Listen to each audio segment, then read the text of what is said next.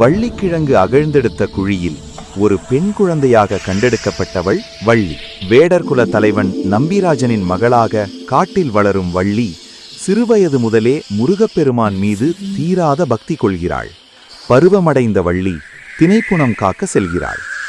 அவளது பக்தியை உலகுக்கு காட்ட முருகன் முதலில் வேடனாகவும் பிறகு ஒரு வேங்கை மரமாகவும் மாறி விளையாடுகிறார்.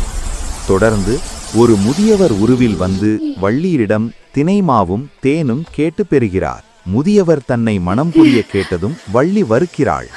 அப்போது விநாயகர் யானை உருவெடுத்து வர பயந்த வள்ளி அந்த முதியவரை தஞ்சமடைந்து தன்னை காக்குமாறு வேண்டுகிறாள்.